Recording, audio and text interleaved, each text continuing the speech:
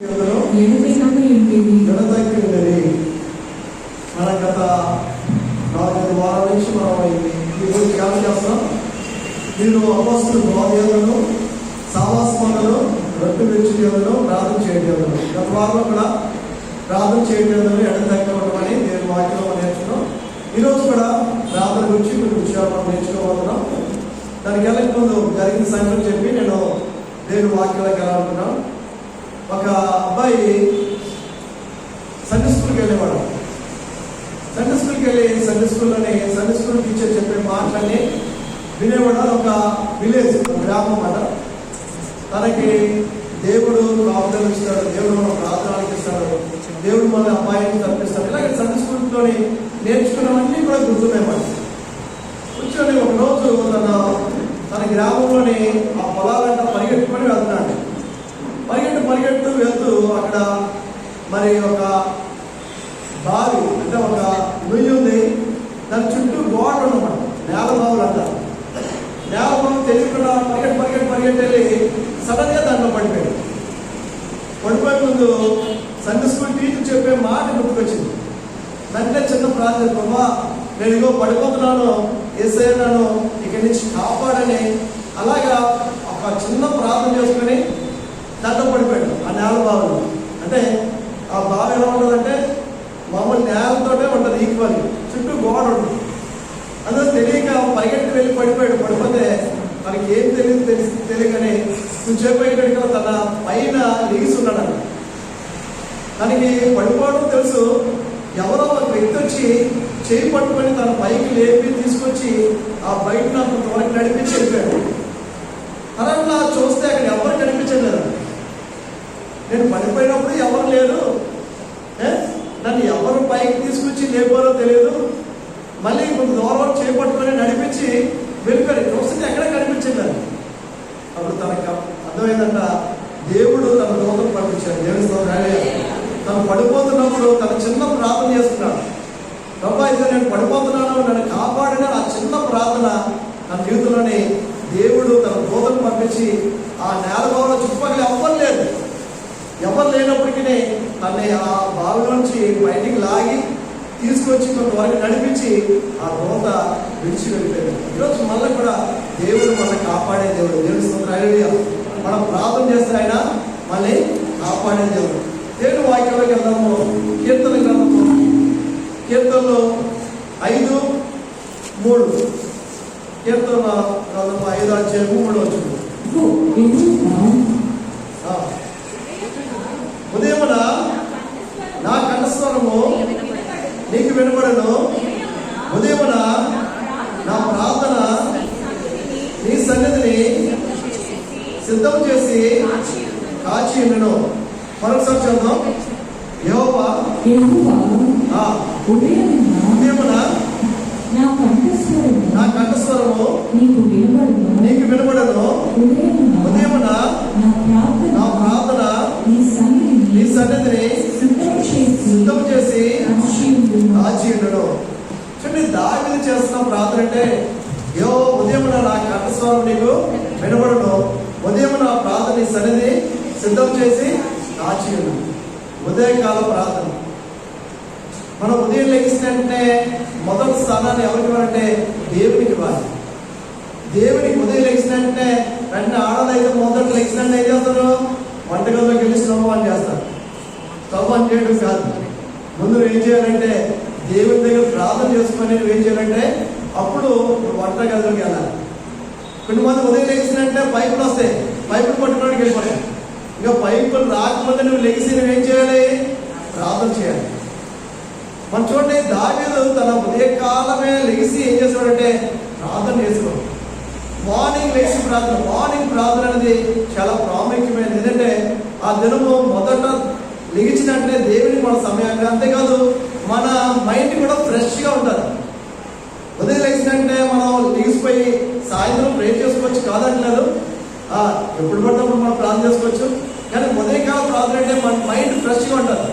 మనం లోపలికి వెళ్ళకముందే, లేదా పాప లోపలికి వెళ్ళకముందే మన దేవుడితో మనం మాట్లాడాలి. మనం లోపలికి వెళ్ళామనుకోండి, స్కూల్కి వెళ్ళిపోయినా, కాలేజ్కి వెళ్ళిపోయినా, లేదా డ్యూటీకి వెళ్ళిపోయినా, వ్యాపారానికి వెళ్ళిపోయినా, అక్కడ ఏదో ఒక మనకి ఎవరేదో మాట అంటే ఏదో హట్ అవ్వడం, లేదా మన మైండ్ అంతా వేరు వేరు తిరగడం, ఏదో ఆలోచించడం అంతా అవుతుంది. మన మైండ్ సాయంకాలం కల్లా ఇవన్నీ ఉదయం నుంచి తిరిగినవన్నీ కూడా జ్ఞాపకం వస్తాయి. కానీ ఉదయకాలంలో మనం ప్రార్థిస్తే ఏది మనకి ఉండదు. కాబట్టి ఉదయం లేచినంటే మనం దేవునికి మొరపెట్టాలి. అందుకే కీర్తనకారుడు 119 కీర్తన 147 వచ్చిన ఒక మాట చెప్తున్నాడు. 119, 147 తెల్లవారు మునిపే మొరపెట్టింది నీ మాట మీద నేను ఆశ పెట్టుకుని ఉన్నాను. తెల్లవారికి మునిపే మొరపెట్టుకుని, అంటే దావీదు భక్తుడు తెల్లవారికి ముందు ఏం చేస్తున్నాడంట? దేవునికి మొరపెడుతున్నాడు. ఈరోజు నువ్వు నేను కూడా ఉదయకాలం ప్రార్థన చేయాలి. మార్నింగ్ లెగ్సినట్టే మనము ఏదో పని చేయడం కాదు. ఉదయం లెగ్సినట్టే మనం ఏం చేయాలంటే దేవుడితో సమయం గడపాలి. ఒక పావు గంట, ఒక అరగంట, ఇంకా ఎక్కువ సమయంలో గంట సేపు దేవుడితో ఉదయం లెగ్సినట్టే ఉదయకాల ప్రార్థన. నేను కూడా ఉదయం లెగ్సినట్టే ప్రార్థన చేసుకుంటాను. ఉదయం లెగ్సినట్టే ప్రార్థన చేసుకునేప్పుడు పని ఏదైనా ప్రారంభిస్తాం. ఉదయం ప్రార్థన ఉదయకాలం కొన్నిసార్లు మనం ఏం చేస్తామంటే ఎక్కడైనా ప్రయాణం అవుతుంది, లేదా ఏదైనా ఫంక్షన్ అయితే మనం ఏం చేస్తాం? అది ప్రార్థన ఉండదు, బైబిల్ ఉండదు. నేనేం చేస్తానంటే ఉదయం లేకుండా ప్రార్థన చేసుకోవాలి. అవకాశం లేకపోతే ఆ ట్రైన్ మీద లేదా బస్సు మీద వెళ్తుంటే అక్కడ ప్రార్థన చేసుకుంటాం, అక్కడ బైబిల్ చదువుతాం. అక్కడ మార్నింగ్ మనం వెళ్ళవలసి వస్తాయి. కానీ మనం ఏం చేస్తాం? ఆ రోజు కానీ ఎక్కడ ప్రయాణం కానీ లేకపోతే ఏదైనా ఫంక్షన్ ఉంటే లేదా ఎక్కడికి వెళ్తుంటే ఆ రోజు ప్రార్థన ఉండదు, బైబిల్ ఉండదు, బైబిల్ చదువు. కానీ దేవునికి ఇవ్వాల్సిన సమయాన్ని మనం ఇవ్వాలి. దేవునికి ఇవ్వాల్సిన సమయం. అందుకే ఇక్కడ దావీదు ఏమంటే 119 కీర్తన 147 ఏమంటాడు? తెల్లవారు మునిపే మొరపెట్టింది నీ మాట మీద నేను ఆశ పెట్టుకుని ఉన్నాను. చూడండి, దేవుడి మాట మీద ఆశ పెట్టుకుని ఉన్నాడు. తెల్లవారు మునిపే మొరపెడుతున్నాడు. ఈరోజు నువ్వు నేను కూడా ఉదయకాలం ప్రార్థన అనేది చాలా ప్రాముఖ్యమైనది. ఉదయాన్నే మనం ప్రార్థన చేయాలి. ఇస్తే అంతేకాదు దేవుని వాక్యంలోనే మార్క్స్ వార్త 1:35 వచ్చిన మాట రాయబడు. మార్క్స్ వార్త మార్క్ 1:35 ఆయన గందరగాలే లేచి ఇంకను చాలా చీకటి ఉండగానే బయలుదేరి ప్రదేశంలోకి వెళ్ళి అక్కడ ప్రార్థన చేయించుకుని యేసు ప్రభు ఆయన ఏం చేశాడంటే ఇక్కడ రాయబడింది కదా, ఏమన్నది? గందరగాలే లేచి ఇంకనూ చాలా చీకటిగా ఉండగానే బయలుదేరి అరణ్య ప్రదేశంలోకి వెళ్ళి అక్కడ ప్రార్థన చేయించుకున్నాను. యేసు ప్రభు ఇంకా గందరగానే లేచి, ఇంకా చీకటి, ఇంకా వెలుగు రాకముందే, ఇంకా చీకటిగా ఉంటేనే ఏం చేశాడంటే ఆయన వెళ్ళి ఆయన ప్రార్థన చేశాడు. అరణ్య ప్రదేశం. నువ్వు నాన్న కూడా అటువంటి ప్రార్థన మనం చేయగలుగుతున్నాం. ఇంకా సూర్యుని చూడకముందే, సూర్యుడు ఇంకా మనం రాకముందే మనం ఏం చేయాలంటే మనం ప్రార్థన చేయాలి. దావీదు తనని దేవుడు ఒక గొర్రెని కాపాడి నుంచి దేవుడు రాజుగా చేయడానికి కారణం అంటే ఆయన ప్రార్థన పడింది. ఇది మ్యాన్ ఆఫ్ ప్రేయర్. ప్రార్థన మన జీవితంలో ఏంటంటే పరిస్థితులు మారుస్తుంది. ప్రార్థన మన జీవితంలో ఏంటంటే అన్ని సక్రమం చేస్తాయి. ఒక ప్రార్థన నీ జీవితాన్ని ఒక గొప్ప మేలు తీసుకున్నాగా. ఉదయకాలం ప్రార్థన అలాగనే మధ్యాహ్నం చేయొద్దు, సాయంత్రం చేయొద్దు కాదు. ఉదయకాలం చేయండి, మధ్యాహ్నం చేయండి, సాయంత్రం చేయండి. మరి దావీదు అంటున్నాడు కదా, కీర్తనలో 55:17 ఏమని అంటున్నాడు? కీర్తనలో 55:17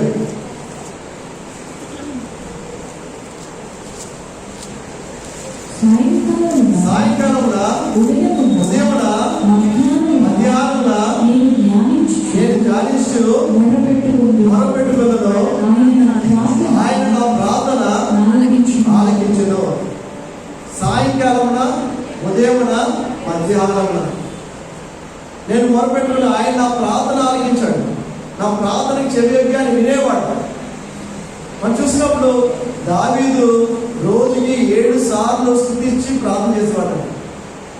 దావీదు జీవితంలోనే అంత స్థాయి పెరగడానికి కారణం ఏంటంటే రోజుకి 7 సార్లు ప్రార్థన చేసేవాడు.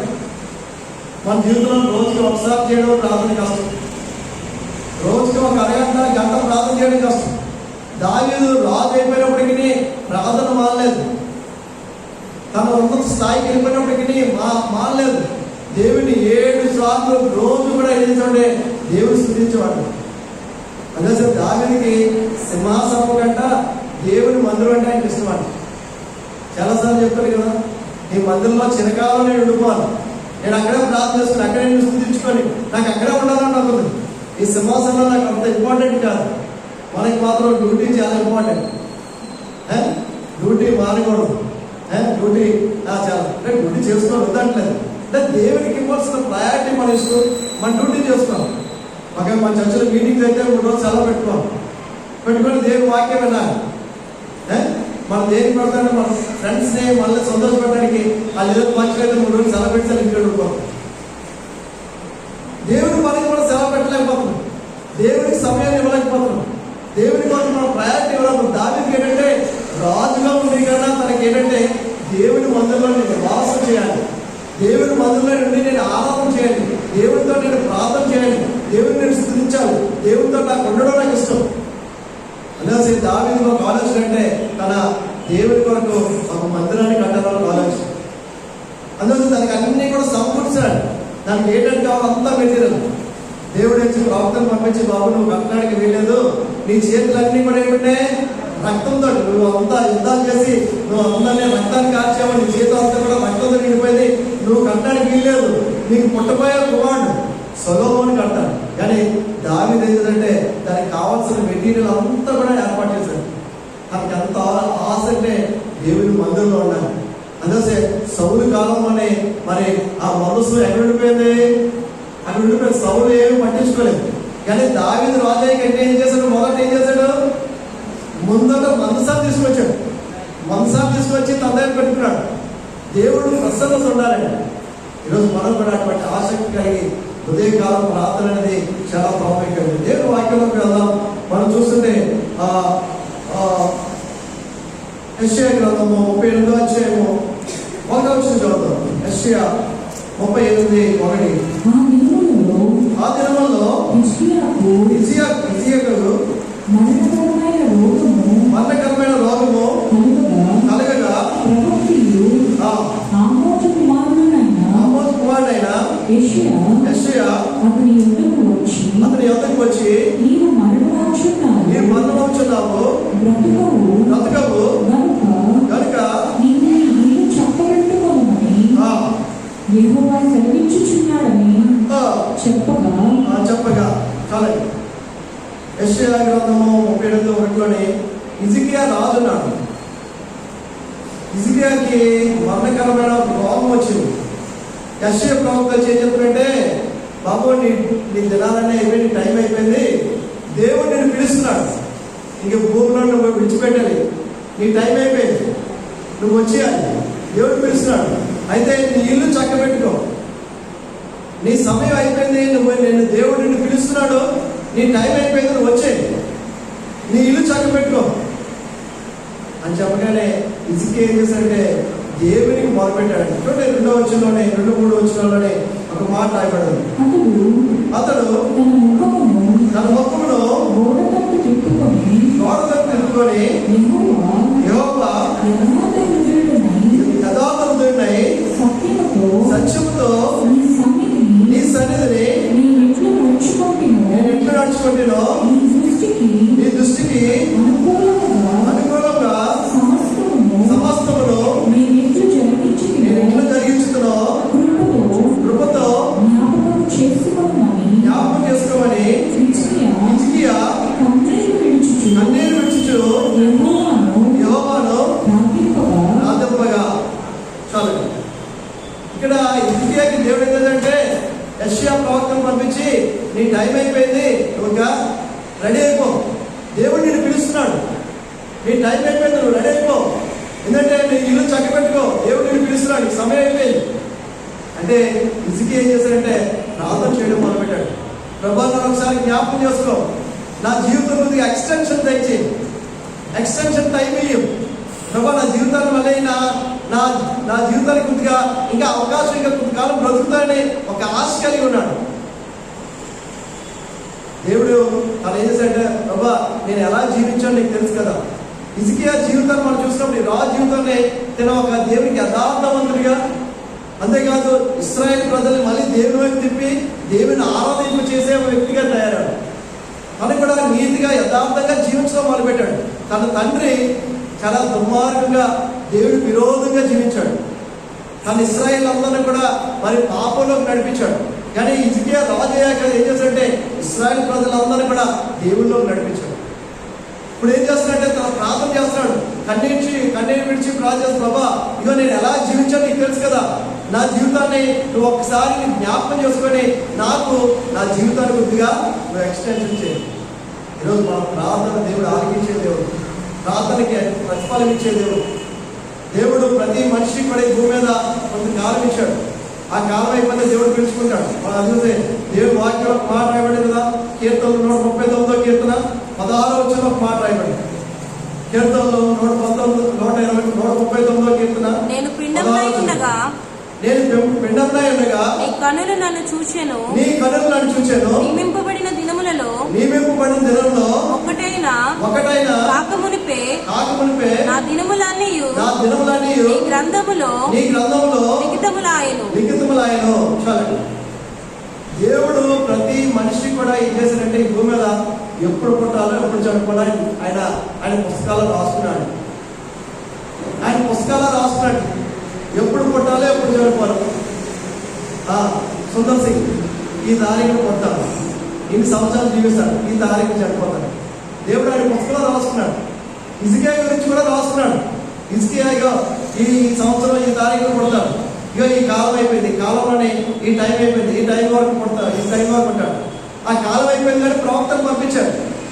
యెషయా ప్రవక్తను పంపించి నీ టైం అయిపోయింది, నువ్వు వచ్చే దేవుడు పిలుస్తున్నాడు, నీ ఇల్లులో నీకు ఏదైనా సెట్ చేసుకోవాలంటే ఒక దేవుడితో నీకు ఏదైనా సంబంధం సరిగా లేకపోతే దాన్ని కూడా సెట్ చేసుకొని నువ్వు రెడీ అయిపోయి దేవుడు పిలుస్తున్నాడు. కానీ హిజ్కియా ఏం చేశాడంటే తన ప్రార్థన చేశాడు, ప్రభా నన్ను జ్ఞాపకం చేసుకొని నాకు మీకు ఆయుష్ను పెంచు ప్రభా.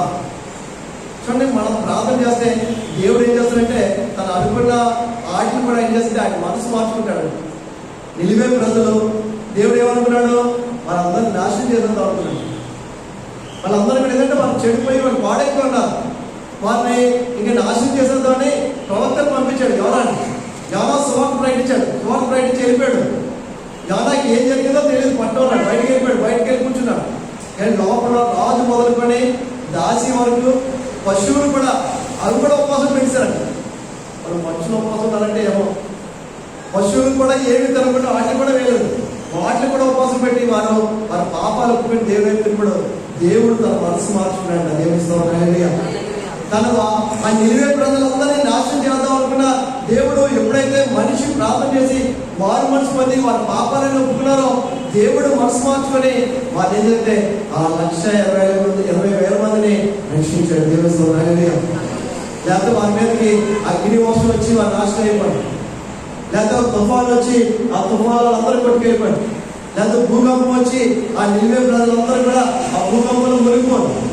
కానీ ఎప్పుడైతే వారు దేవుని వైపు తిరిగారో దేవుడు వారిని మళ్ళీ ఆయన బ్రతికించి దేవుడు మనసు మార్చుకున్నాడు. ఇక్కడ కూడా హిజ్కియా విషయంలో కూడా అయితే దేవుడు సమయం అయిపోయింది, ఆయన రాస్తున్నాడు. హిజ్కియా ఈ సంవత్సరం ఇలా పడతాడు, తర్వాత ఈ టైంలో చనిపోతాడు, ఈ టైంలో నడిపించుకుంటాడు. కానీ తను చేసిన ప్రార్థన అంటే దేవుడు మళ్ళీ ఏంటంటే మళ్ళీ ఆ పుస్తకంలోని ఎక్స్టెన్షన్ పీరియడ్ రాశాడు. తన పుస్తకం ఏం చేశాడు, ఎక్స్టెన్షన్ పీరియడ్ రాశాడు. అందుకే మనం చూస్తుంటే ఆ 4-5 వచనాలు కూడా మాట రాయబడింది. యెహోవా వాక్కు యెషయాకు ప్రత్యక్షమై ఇలా సెలవిచ్చాడు, నీవు తిరిగి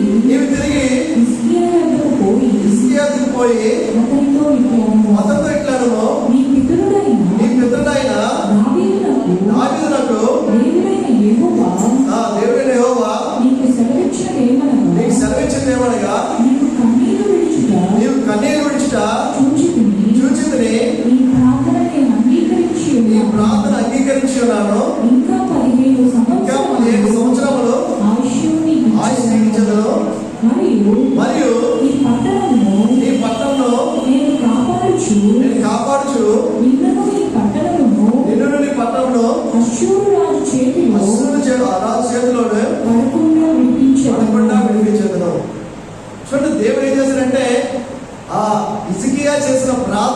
చేసిన కన్నీరు ప్రార్థన ఎవరు వినారంట? దేవుడు విన్నాడు. దేవుడు వినిపించదంటే తనకి 15 సంవత్సరాల ఆయుష్ పెంచాడు. తను డేట్ రాసుకున్నాడు, ఈ దినాన్ని చనిపోయాడు. మళ్ళీ దేవుడు మళ్ళీ పుస్తకంలో ఏ రాసుకున్నాడ? మళ్ళీ ఇసుకేకి 15 సంవత్సరాలు ఎక్స్టెండ్ చేసి మళ్ళీ పుస్తకంలో మళ్ళీ తను రాసుకున్నాడు. తను రాసుకుని తనకి ఇంకా 15 సంవత్సరాలు ఎక్స్టెండ్ ఇచ్చాడు. ఈరోజు మన జీవితంలో కూడా ఒకవేళ ఇంకా ఎక్స్టెన్షన్ పీరియడ్లో ఉన్నామని చూసుకోండి. దేవుడు చాలాసార్లు మనం చనిపోవాల్సి కాదు. చాలాసార్లు మన జీవితంలోనే ఎన్నోసార్లు మరణం మన వైపు వచ్చినప్పుడు దేవుడు మళ్ళీ ఎక్స్టెన్షన్ చేశాడు. యాక్సిడెంట్స్ ద్వారా, లేకపోతే ఆపరేషన్ ద్వారా, లేకపోతే రకరకాల వ్యాధుల ద్వారా, లేదా కరోనా ద్వారా ఎన్నోసార్లు దేవుడు మళ్ళీ ఇంకా ఎక్స్టెన్షన్ పీరియడ్లో వచ్చాడేమో. దేవుడు పనిచేయనాడు. నా గురించి చెప్పాలంటే నేను స్కూల్ చదువుతున్నప్పుడు బస్ యాక్సిడెంట్ అయింది. బస్ యాక్సిడెంట్ అయినప్పుడే వాళ్ళు చనిపోయాడు అనుకున్నాను. ఎందుకంటే 2 బస్సులు అక్కడ ఆఫ్ చేస్తే నేను మధ్యలో పడి ఉన్నాను ఆ రోడ్డు మీద. కానీ దేవుడు కాబట్టి అక్కడి నుంచి మరి హాస్పిటల్ తీసుకుని అక్కడికి వెళ్ళాక నాకు మళ్ళీ స్లోలో వచ్చాను. అట్లా మరి అక్కడ అయిపోయింది. తర్వాత డిగ్రీ చదువుతున్నప్పుడు నాకు వెళ్ళిలోనే పెయిన్ వచ్చింది, బ్యాక్ పెయిన్ వచ్చింది. బ్యాక్ పెయిన్ వచ్చినప్పుడు మళ్ళీ ఆ హాస్పిటల్లో చూపిస్తే మళ్ళీ ఆ యాక్సిడెంట్ అవడం, బ్లడ్ క్లాట్ అయిపోయింది. మరి వెన్నుపూసలోని ట్యూమర్ గ్రోత్ అవుతుంది, అంటే క్యాన్సర్ అన్నమాట. చిన్న పుండ ఉంది, అది గ్రోత్ అవుతుంది. అది పెరిగి కొన్ని రోజులు చనిపోతాడు. మరి హైదరాబాద్ నిమ్స్ హాస్పిటల్ తీసుకెళ్ళి అక్కడ ఆపరేట్ చేశారు. ఆపరేట్ చేసినప్పుడు డాక్టర్లు చెప్పారు ఏంటంటే, ఈ 2 కాళ్ళు పడిపోతాయి, లేకపోతే చెయ్య కాళ్ళు పడిపోతాయి, లేకపోతే బ్రెయిన్ ఎఫెక్ట్ ఇస్తుందని చెప్పాడు. దీనికి ఆపరేట్ చేశాక ఏదో ఒక ప్రాబ్లం వస్తుందని చెప్పాడు. అంతేకాదు ఒక బ్రతుకుతానే గ్యారంటీ కూడా లేదు. ఆ డాక్టర్ గారు మా డాడీని మరి సంతకం పెట్టమన్నాడు. డాడీ సంతోషంగా సంతకం పెట్టారండి. ఆ డాక్టర్ గారు ఆశ్చర్యపోయారంట. ఏంటి అందరూ వచ్చి మమ్మల్ని మా పిల్లల్ని బ్రతికించాడని అంటారు, మీరేంటి సంతోషంగా మీరు సంతకం పెట్టారంటే, మా అబ్బాయి యేసు ప్రభువుని నమ్ముకున్నాడు, బ్రతుకుంటే భూమి మీద ఉంటాడు, చనిపోతే వెళ్ళిపోతాడు, అల్లాకి వెళ్ళిపోతాడు. ఆ డాక్టర్ ఆశ్చర్యపోయాడు. ఎందుకంటే ఆపరేషన్ ముందు డాక్టర్ ఏమంటారు? డాక్టర్ దగ్గరికి వెళ్ళి మా అబ్బాయిని కాపాడు, మా అమ్మాయిని కాపాడు, మీ చేతిలో ఉందంట.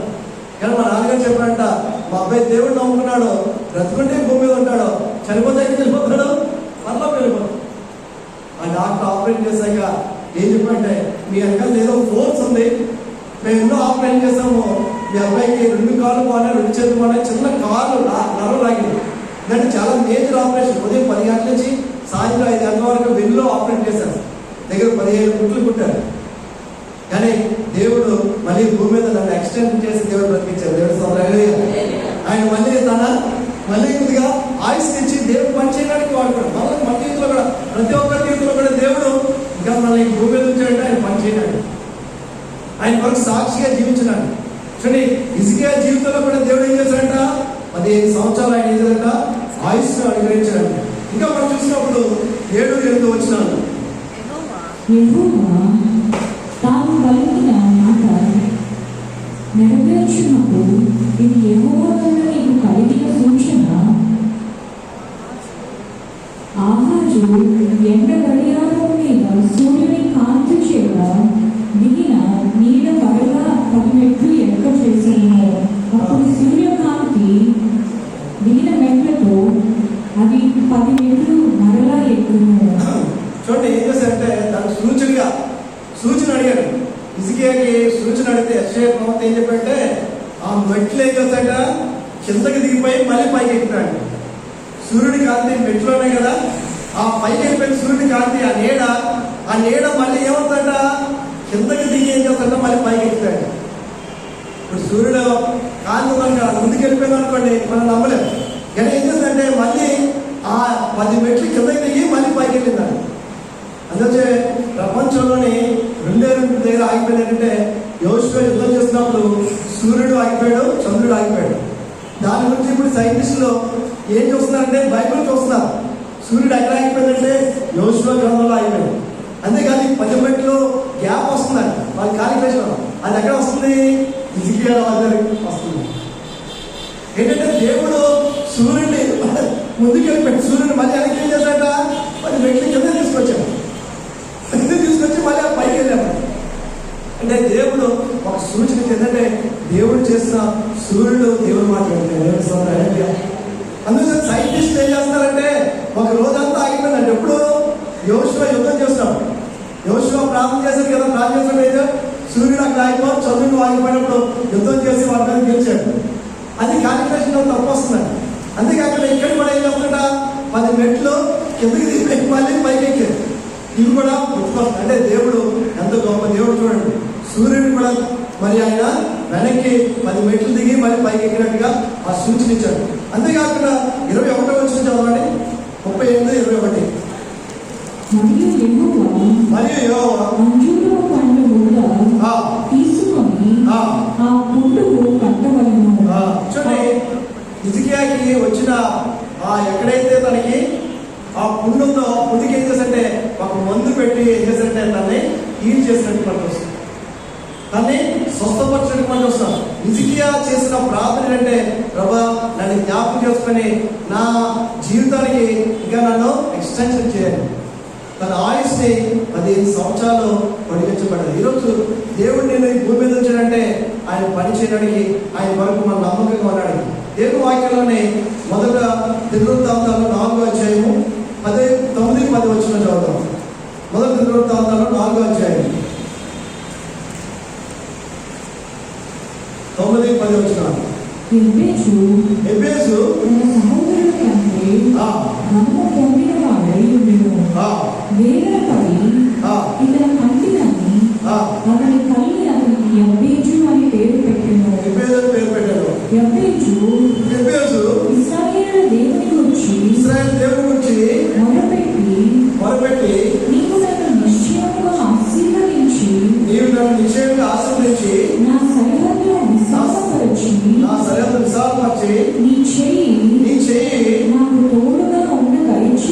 నాకు తోడుగా ఉండ దయచేసి నాకు కీడు రాకుండా దానిలో నుండి నన్ను తప్పించుమని ప్రార్థింపగా దేవుడు అతడు మనవి చేసిన దాన్ని అతనికి దయచేశాను. చూడండి, ఎబ్బేసు ప్రార్థన ఏంటంటే నా సరిహద్దులు విశాలపరచు. ఎబ్బేసు చేసిన ప్రార్థన అంటే నా సరిహద్దులు విశాలపరచు. ఈరోజు మనం కూడా అటువంటి ప్రార్థన మనం చేయగలుగుతాము. ఎబ్బేసు చేసిన ప్రార్థన దేవుడు ఆలకించి దానికి ఆయన ఏదైతే ప్రార్థన దానికి గ్రాంట్ చేశాడండి.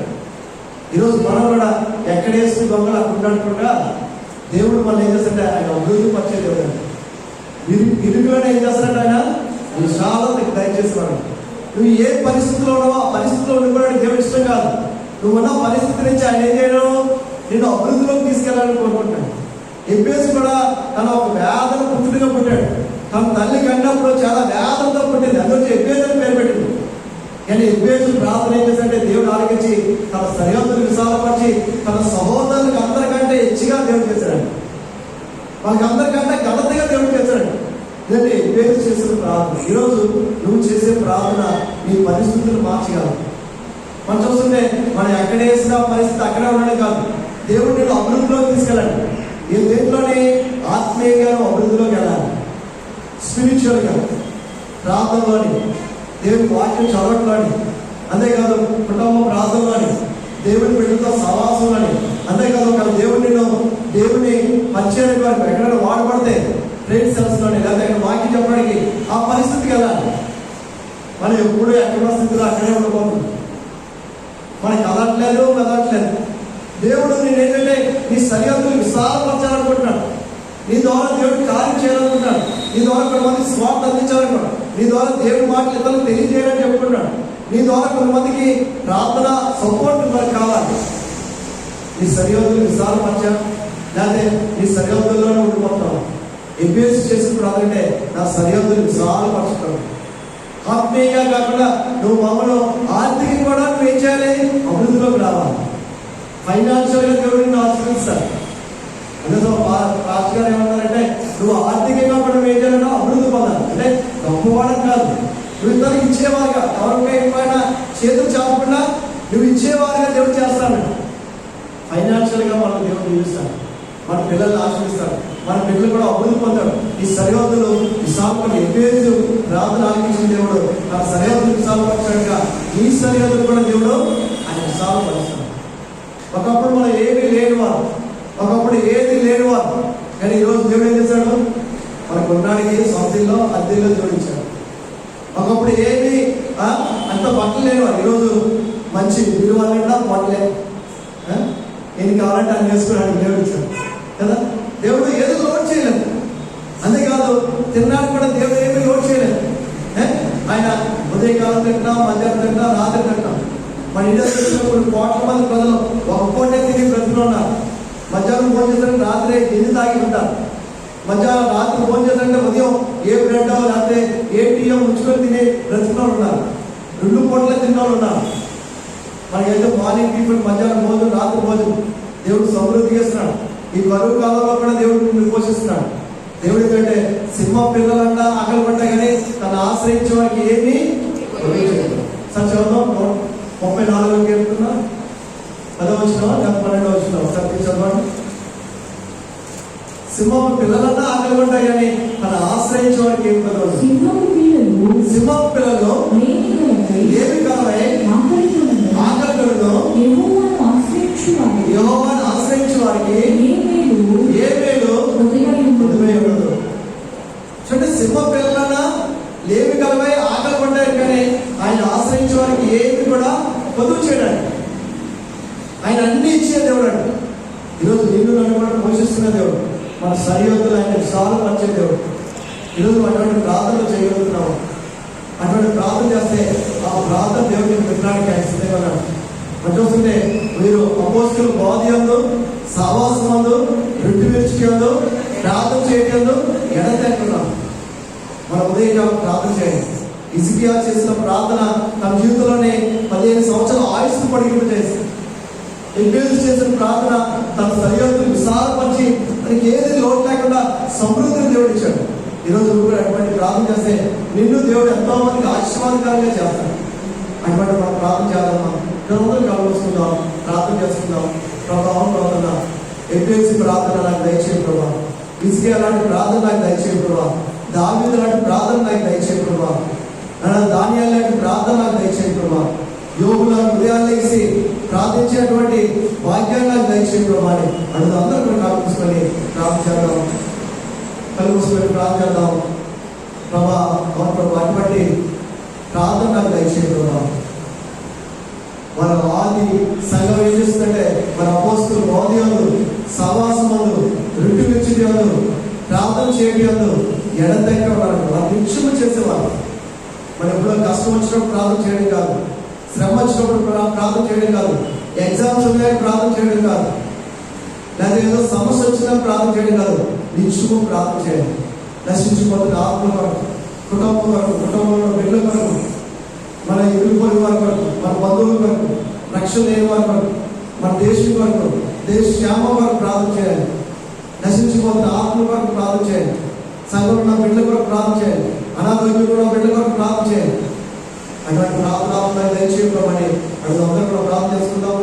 ప్రభా తండ్రి ఏసయానికి వందనాలు స్తుతులు ఆచరించుకున్నాం. ప్రభా ఈ మధ్యాహ్న కాలంలో ఈ పరిశుద్ధ దినాన్ని ఈ సన్నిధిలో కూడి ప్రార్థించడానికి మాకు ఇచ్చిన ఈ మంచి సమయాన్ని బట్టి నీకు వందనాలు స్తుతులు ఆచరించుకున్నాం. ప్రభా నానా మీరు అపోస్తుల బోధయందు, సహవాసమందు, రొట్టె విరుచుకందు ప్రార్థన చేయటందు ఎడతెక్క ఉన్నారు ప్రభుత్వ.